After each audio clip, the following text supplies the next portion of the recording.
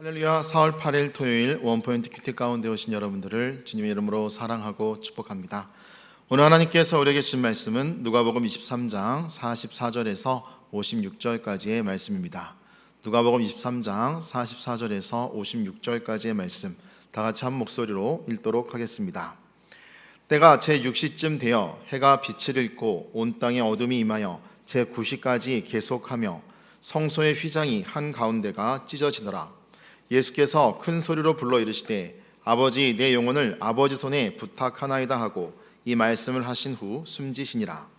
백부장이 그 된 일을 보고 하나님께 영광을 돌려 이르되 이 사람은 정녕 의인이었도다 하고 이를 구경하러 모인 무리도 그 된 일을 보고 다 가슴을 치며 돌아가고 예수를 아는 자들과 갈릴리로부터 따라온 여자들도 다 멀리 서서 이 일을 보니라. 공회 의원으로 선하고 의로운 요셉이라 하는 사람이 있으니 그들의 결의와 행사에 찬성하지 아니한 자라. 그는 유대인의 동네 아리마대 사람이요 하나님의 나라를 기다리는 자라. 그가 빌라도에게 가서 예수의 시체를 달라 하여 이를 내려 세마포로 싸고 아직 사람을 장사한 일이 없는 바위판 무덤에 넣어두니 이날은 준비일이요 안식일이 거의 되었더라. 갈릴리에서 예수와 함께 온 여자들이 뒤를 따라 그 무덤과 그의 시체를 어떻게 두었는지를 보고 돌아가 향품과 향유를 준비하더라. 아멘. 이 시간 이 일을 보니라 라는 제목으로 담임 목사님께서 큐티 인도해 주시겠습니다. 할렐루야. 자, 오늘 우리가 이제 이번 토요일을 지나면은 부활의 아침을 맞이할 겁니다. 여러분 부활절을 어떤 마음으로 맞이하고 계십니까? 놀라운 것은 우리 주님께서 마지막 순간까지 하나님의 아들됨이 더 분명히 드러나고 죄 없으신 주님이 대신 죄를 지고 은혜로 구원했음을 온 바라바를 통하여 십자가의 행악자를 통하여 선명히 구원의 도를 증거하고 있는 겁니다. 율법이 예수님을 죽였지만 예수님은 율법을 함께 끌고 무덤 속으로 들어가 버리신 분이에요. 그리고 지옥에서 형벌을 받게 하신 분이에요. 그리고 나서 3일이 지난 다음에 그는 부활하심으로 새로운 은혜의 부활의 첫 열매가 되신 분입니다. 기독교에 대해서 오해하는 분들은 어떤 행위와 어떤 공덕에 대해서 왜 강조하지 않느냐고 말할지 모르지만 우리는 두려워서 공덕을 강조하는 게 아니라 은혜로 감사해서 삶을 그 앞에 제물로 드리는 겁니다. 이걸 예배라고 합니다. 예배는 즐거움의 표현이고 하나님께 감사의 표현인 거예요. 그래서 항상 기뻐하라, 쉬지 말고 기도하라, 범사에 감사는 삶의 예배가 로마서 12장의 1절처럼 우리에게 드려지는 것이 바로 예수님 때문인 거죠. 오늘 44절에 6시가 되어 해가 빛을 잃었다 그랬습니다. 여러분 유대인들의 시간들이 우리의 태양력으로 보면은 오전 9시는 제3시고 또 오전 6시는 정오는 제6시입니다. 제6시. 그다음에 오후 3시는 제9시입니다. 그러므로 3시 그다음에 정오 6시 9시 이렇게 되죠. 그래서 베드로와 요한이 제9시 할 때는 오전 9시에 예루살렘 성에 기도하러 이제 기도하는 타이밍에 올라간 겁니다. 아마 그들도 기도하러 갔으리라고 보여집니다. 근데 오늘 여기 제6시는 한낮을 의미하는 거죠. 팔레스타인 땅의 한낮은 태양이 머리에서 내리쬐는데 겨울에도 그 뜨거움은 견디기 어려워요. 그런 타이밍에 해가 빛을 잃었다. 일식 현상 아닙니다. 이게 이제 아주 태양력과 이 원력이 결합되면서 일식이 일어나는 그런 현상이 아니라 그 시간이 아님에도 불구하고 태양이 빛을 잃었다는 것은 하나님이 태양을 가리웠다는 거예요. 온 땅에 어둠이 임하여 제9시까지 계속되며, 이 말은 제9시는 오후 3시까지 3시간 동안 캄캄함으로 땅을 덮었다. 이게 바로 십자가에 달려 죽을 때 하나님마저도 하나님과 우리 사이에 인간의 아들이신 그리스도의 고통스러운 죽음에 대해서 마치 차단막을 치신 것처럼 그런 고통이 여기에 표현되어지고 있다라고도 볼 수 있겠어요. 여기 45절에 보니까 놀랍게도 그 주님이 죽을 때 성소의 휘장이 한가운데 찢어지더라. 놀라운 얘기죠.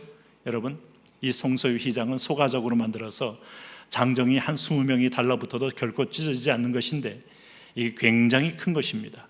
성소의 휘장은 성소 입구에는 세마포로 하지만 성소와 지성 사이에 또 휘장이 있는 겁니다. 그게 찢어졌다는 거예요. 그럼 성소 안에 들어가면 왼편에는 7개의 촛대가 있고 오른쪽에는 떡상이 있어서 6개, 12개의 지파를 상징하는 떡이 있죠.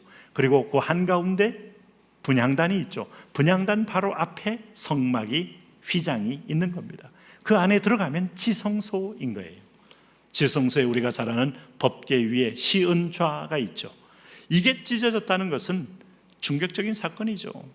제사장들은 결코 지성소에 들어갈 수 없는데 누구든지 들어갈 수 있다는 겁니다. 누구요? 제사장들.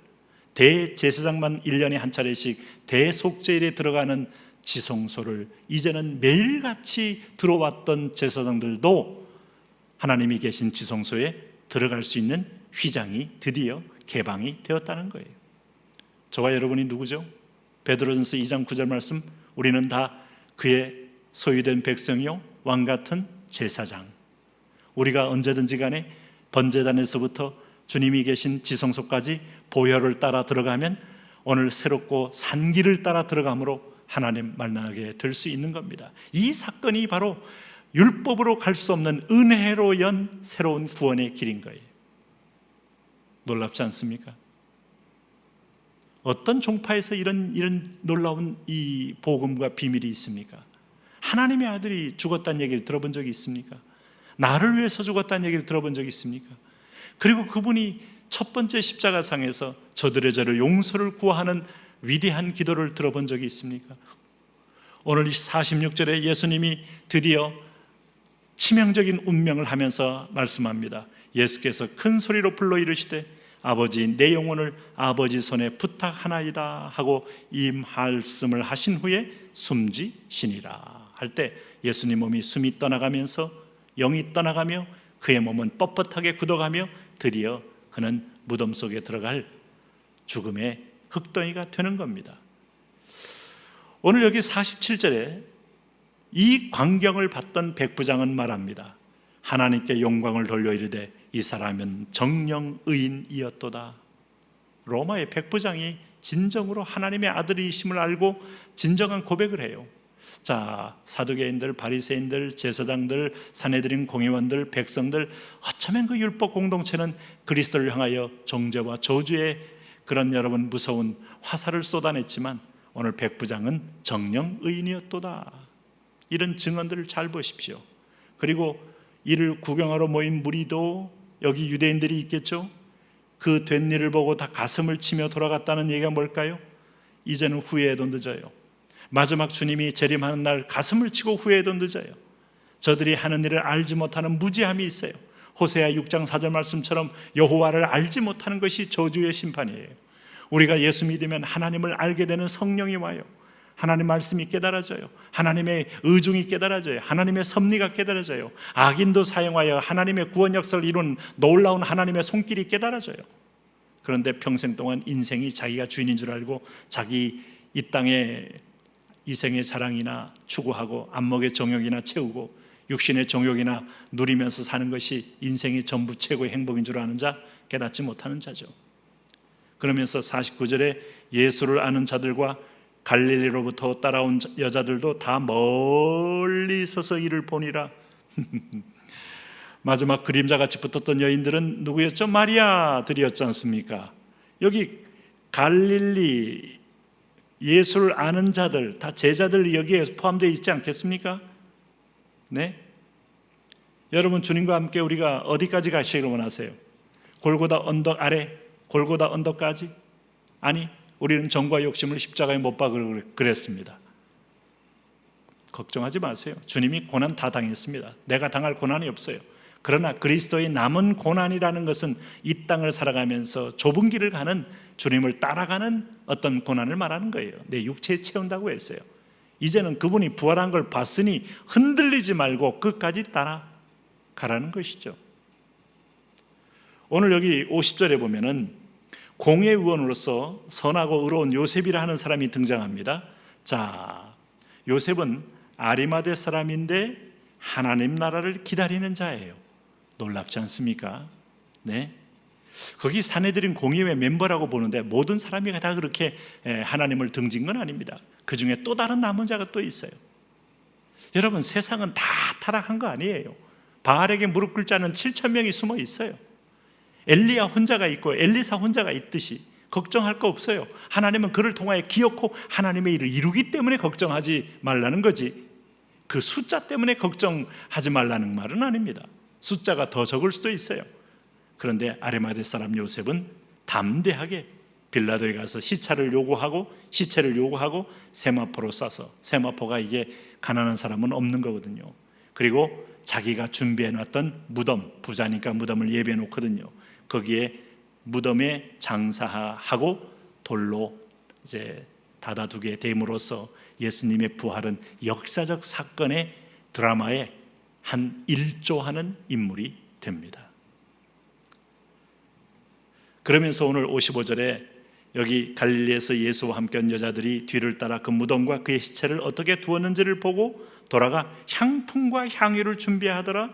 계명을 따라 안식일에 쉬더라 하는 것은 죽은 분들에게 이제 시체가 썩을 때 냄새가 나니까 향품과 향유를 부어서 예수님이 완전히 죽었음을 확인했다는 거예요. 이게 다 하나님께서 예수님의 역사적 죽음을 계속 증언하고 있는 겁니다. 그분이 부활하여 나타났다는 거 아니겠어요? 도마에게 직접 십자가의 흔적을 직접 만져보게 했다는 거 아니겠습니까? 오늘 그 그리스도가 저와 여러분의 주이십니다.